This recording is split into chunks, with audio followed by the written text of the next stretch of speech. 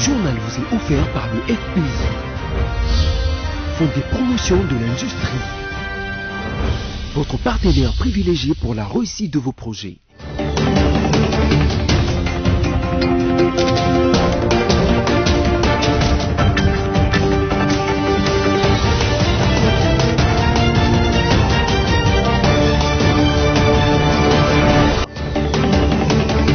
Bienvenue à tous à ce nouveau numéro du journal. En voici l'essentiel de titres. Le président de la République, Félix-Antoine Tshisekedi Tshilombo, vient de prendre mercredi 19 janvier à Brazzaville la tête de la communauté économique des États d'Afrique centrale, CEEAC en sigle.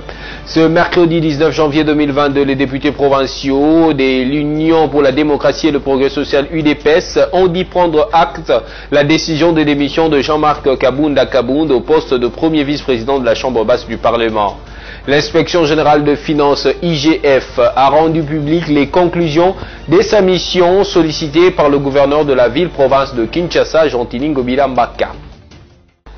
Voilà, encore une fois de plus, bienvenue à tous. Le président de la République, Félix-Antoine Tshisekedi Tshilombo, a pris mercredi 19 janvier 2022 à Brazzaville la tête de la communauté économique des États d'Afrique centrale, CEEAC en sigle. C'était lors de son 20e sommet tenu à Brazzaville en République du Congo. C'est Denis Sassou Nguesso qui a remis le flambeau du pouvoir à Félix-Antoine Tshisekedi Tshilombo. Retour sur ses assises avec la presse présidentielle. C'est ici, dans cette salle présidentielle de Kintélé, que vont se dérouler les travaux de la 20e session ordinaire de la conférence de chefs d'État et de gouvernement de la communauté économique d'État de l'Afrique centrale, CEEAC en sigle. Nous sommes donc en République du Congo à Brazzaville. La cérémonie d'ouverture est prévue dans quelques heures. Le programme de cette réunion prévoit les allocutions du représentant spécial du secrétaire général de l'ONU pour l'Afrique centrale, du président de la commission de la CEEAC et l'allocution d'ouverture du président sortant Denis Sassou Nguesso. Le point saillant de cette réunion est la passation de pouvoir entre le président en exercice sortant Denis Sassou Nguesso et le président en exercice entrant Félix-Antoine Tshisekedi Tshilombo. Le 5e président de la République démocratique du Congo va prononcer le discours d'acceptation du mandat et juste après la passation d'office, le ministre de la République démocratique du Congo ayant l'intégration régionale dans ses attributions prendra la tête du Conseil des ministres des pays membres de la CEEAC. Félix-Antoine Tshisekedi Tshilombo prend la présidence de la CEEAC au moment où cette organisation sous-régionale de l'Afrique centrale est en plein réforme en vue de sa redynamisation. Créée en 1983, la CEEAC compte 11 pays membres, à savoir le Congo, la République démocratique du Congo, la RCA, l'Angola, le Burundi, le Rwanda, la Guinée équatoriale, le Cameroun, Sao Tomé et Principe, le Gabon et le Tchad. À Kinshasa, plus précisément à l'Assemblée nationale, mercredi 19 janvier 2022, un groupe de députés ukrainiens a été reçu en audience par le président de la Chambre basse du Parlement congolais, Christophe Mbosso Kodiampwanga. Suivez. Nous sommes déjà très contents de reprendre nos activités interparlementaires et la coopération entre l'Ukraine et la RDC, déjà dans certains domaines comme l'éducation, l'agriculture, la défense. Et au mois de mars, ici, avant la réouverture de la nouvelle session parlementaire, nous serons encore ici présents avec une grande délégation de beaucoup plus de députés et certains membres du gouvernement ukrainien. І ми радо приймемо запрошення на відкриття парламентської асамблеї у березні і будемо великою делегацією. Tout à fait autre chose à présent, le comité de pilotage stratégique du projet de développement à la base de 145 territoires s'est réuni pour la première fois autour du Premier ministre Jean-Michel Samalukonde Kyenge mercredi 19 janvier à l'hôtel du gouvernement. Cette réunion intervient après les deux précédentes présidées par le chef de l'État, Félix-Antoine Tshisekedi Tshilombo. Merci Smeangila pour plus de commentaires. Les choses se précipitent de plus en plus pour la mise en œuvre du projet de développement à la base des 145 territoires considéré comme élément déclencheur de développement de la République démocratique du Congo. Après avoir reçu les instructions du président de la République, Félix-Antoine Tshisekedi, lors de 2 précédentes réunions du comité de pilotage politique, le Premier ministre Jean-Michel Sama-Lukonde a à son tour présidé la première réunion du comité de pilotage stratégique de ces projets. Le porte-parole du gouvernement Patrick Mouyaya, qui s'est exprimé devant la presse juste après, a indiqué que cette réunion est consécutive aux 2 premières du comité de pilotage politique tenues la semaine dernière sous la houlette du chef de l'État Félix-Antoine Tshisekedi, qui tient à la matérialisation de ce projet dans un temps record. À la suite des 2 réunions qui se sont tenues la semaine dernière du comité de pilotage politique présidé par le président de la République, nous avions dans le cadre de la structuration du projet de développement à la base qu'on appelle 145 territoires, tenu tout à l'heure sous la présidence du Premier ministre la première réunion du comité stratégique, du comité pilotage stratégique. Le comité pilotage stratégique, c'est celui qui s'occupe de la mise en œuvre du projet. Et donc nous avons eu cette réunion après avoir obtenu les orientations du président de la République pour voir dans quelle mesure on prépare les déroulements effectifs du projet, comment le projet va s'exécuter. C'est ce qui justifie la tenue de cette réunion autour du Premier ministre. Il y aura d'autres réunions encore parce qu'il s'agit de dire comment les choses vont s'exécuter, les agences qui vont s'en occuper, comment ils vont interagir avec les différents ministères sectoriels. Patrick Mouyaya a également fait savoir que dans le but de réaliser ce projet dans un bref délai, d'autres réunions se tiendront au niveau du comité de pilotage opérationnel qui, à son tour, versera les données ou propositions au comité de pilotage stratégique avant la prochaine réunion avec les comités politiques autour du chef de l'État. Mais l'idée, c'est d'être très rapidement parce que les projets sont déjà présélectionnés. Mais vous savez qu'il faut commencer par étudier les contrats, les passer. Il y aura des réunions qui se tiendront au niveau du comité pilotage opérationnel pour que, à la prochaine réunion que nous aurons avec le président de la République, nous ayons un tableau complet qu'on décide de comment et de quand nous irons sur le terrain. À noter que les comités de pilotage stratégique s'occupent de la mise en œuvre du projet de développement à la base des 145 territoires. Cette première séance de travail a connu la participation des ministres d'État en charge du plan, du budget et celui de l'aménagement du territoire, les ministres des Finances, de la Santé, de la formation professionnelle et celui des ressources hydrauliques. Et puis, comme vous l'avez suivi en titre, le premier vice-président de l'Assemblée nationale, Jean-Marc Kabound, est de plus en plus isolé au sein de sa famille politique, l'Union pour la démocratie et le progrès social UDPS. Mercredi dernier, les députés provinciaux de cette formation politique ont dit prendre acte de la décision de démission de Jean-Marc Kabound au poste de premier vice-président de la Chambre basse du Parlement. Suivez leur déclaration lue par les députés provinciaux Peter Kazadi. Nous, députés provinciaux, membres de l'Union pour la démocratie et le progrès social, Tshisekedi, avons suivi avec indignation les incidents malheureux provoqués par l'honorable Jean-Marc Kabound, premier vice-président de l'Assemblée nationale, en date du 12 janvier 2022, à travers lesquels il a intimé l'ordre à sa garde rapprochée de se saisir d'un élément de la garde républicaine qui y a été humilié publiquement. Considérant que, dans sa folie légendaire, sans avoir consulté ni informé au préalable les chefs de l'État, moins encore les partis de qui il détient les mandats, l'honorable Jean-Marc Kabound a annoncé sa démission du poste de premier vice-président de l'Assemblée nationale à travers son compte Twitter. Considérant que ce comportement de l'honorable Jean-Marc Kabound est délibérément posé, d'une part, dans le but de saper l'autorité du président de la République dont il fait preuve d'aucun respect, et d'autre part, d'humilier les partis et ses millions de combattants. Ne pouvant pas rester indifférents face à cette situation chaotique créée par l'honorable Jean-Marc Kabound, nous déclarons ce qui suit. Prenons acte de la décision de démission de l'honorable Jean-Marc Kabound poste du premier vice-président de l'Assemblée nationale, tel qu'annoncé sur son compte Twitter officiel, et demandons instamment aux députés nationaux de l'IDPS d'engager la procédure de son remplacement. Et puis la hausse du prix du carburant à la pompe dans certains coins du pays devient de plus en plus préoccupante. Pour y apporter des solutions, les ministres des hydrocarbures et de l'économie ont effectué une séance de travail mercredi 19 janvier à Kinshasa. Didier Boudimbu et Jean-Marie Kalumba ont voulu harmoniser les vues afin de soulager la population qui subit les conséquences de cette situation. C'est des problèmes qu'on va régler, je crois, dans 48 heures, on va trouver une solution. Le dialogue est là. Hier, nous avons eu une réunion avec les opérateurs économiques du secteur pétrolier et nous sommes en train de réajuster la structure des prix.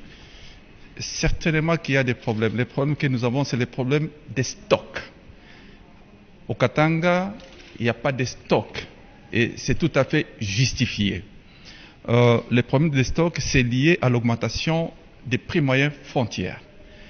Nous avons aussi les problèmes de la paye, du perte et manque à gagner. Et nous sommes en train de travailler là-dessus.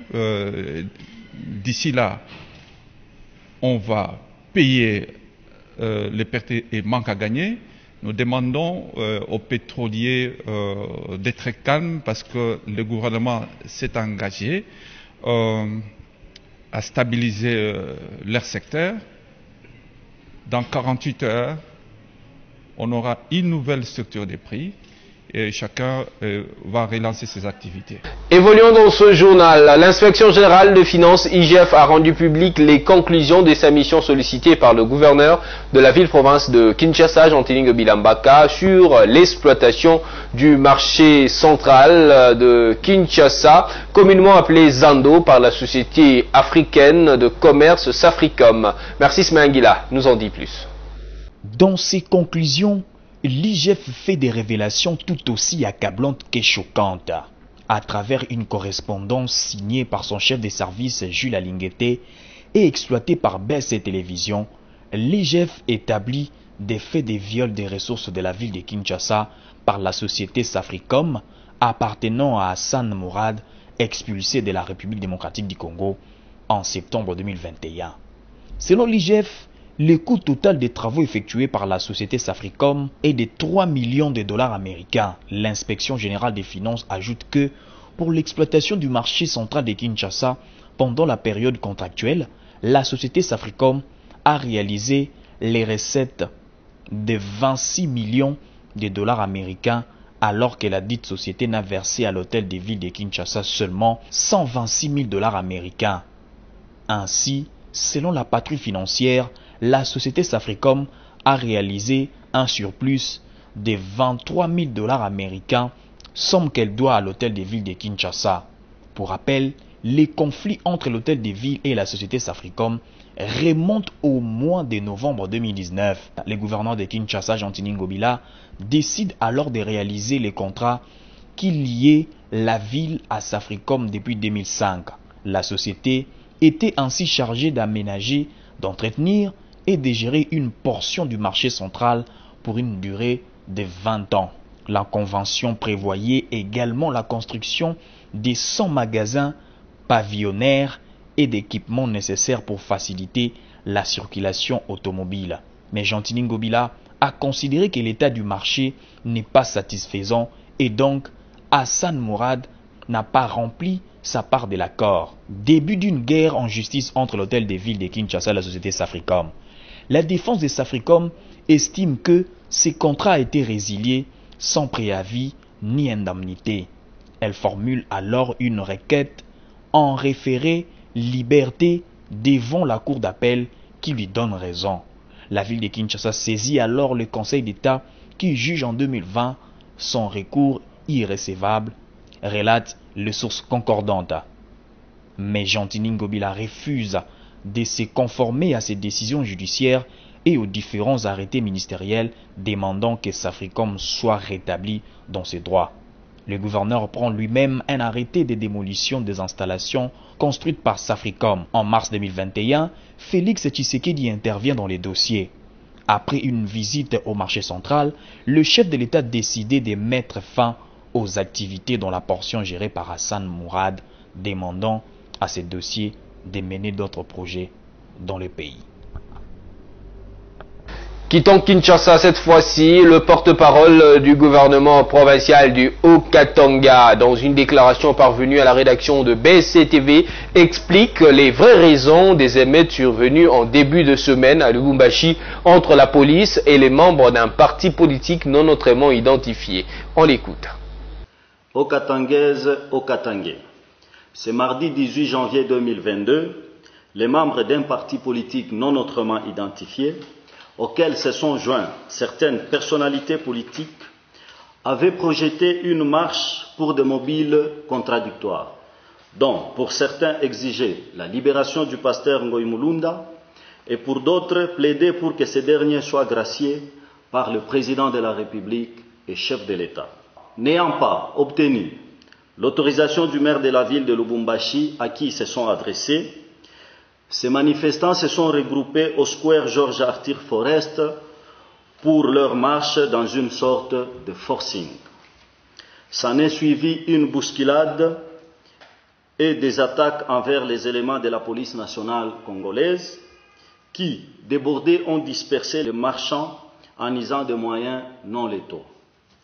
Le gouvernement provincial, n'étant pas habilité à autoriser une marche et n'ayant aucun pouvoir sur les affaires judiciaires, ni sur l'éligibilité des candidats à la grâce présidentielle, appelle toute la population au calme, à la vigilance et au respect de la procédure en ce qui concerne l'organisation de marches.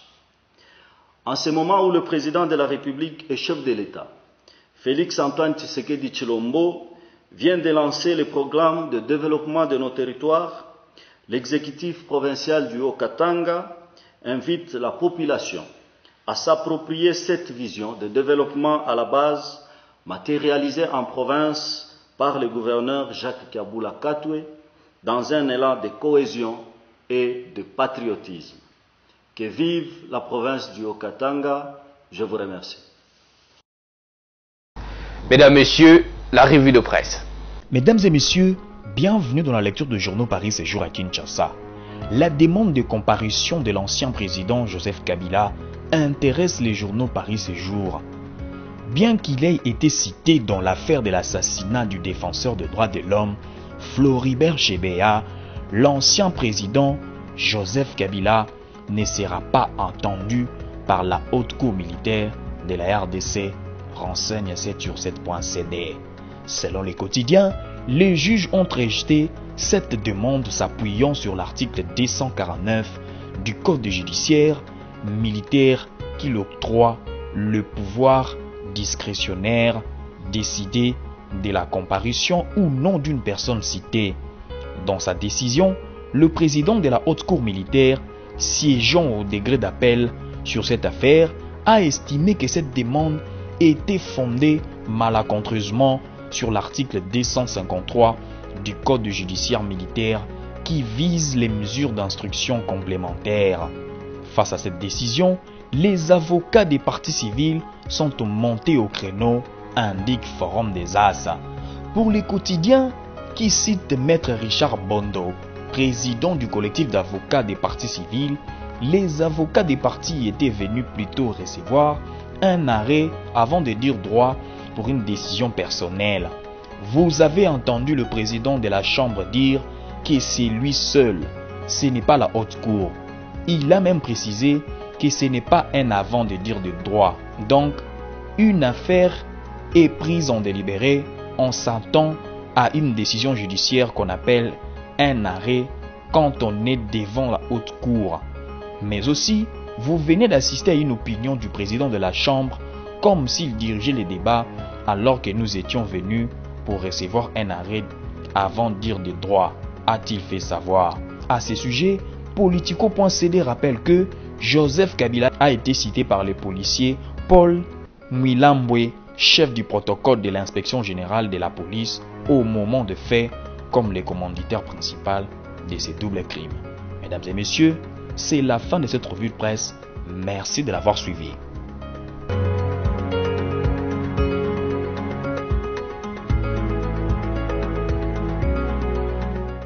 Merci à vous d'avoir suivi avec beaucoup d'intérêt cette revue de presse. Pour ceux qui nous ont pris en cours des diffusions, voici l'essentiel de titres à retenir.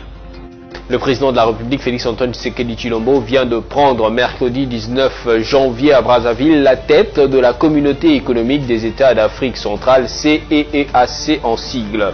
Ce mercredi 19 janvier 2022, les députés provinciaux de l'Union pour la démocratie et le progrès social UDPS ont dit prendre acte la décision de démission de Jean-Marc Kabunda au poste de premier vice-président de la Chambre basse du Parlement. L'inspection générale de finances IGF a rendu publiques les conclusions de sa mission sollicitée par le gouverneur de la ville-province de Kinshasa, Gentili Ngobila Mbaka. C'est par ici que s'achève le journal télévisé sur BSC TV. On va se retrouver la fois prochaine pour un nouveau numéro. D'ici là, portez-vous bien, au revoir et à la prochaine.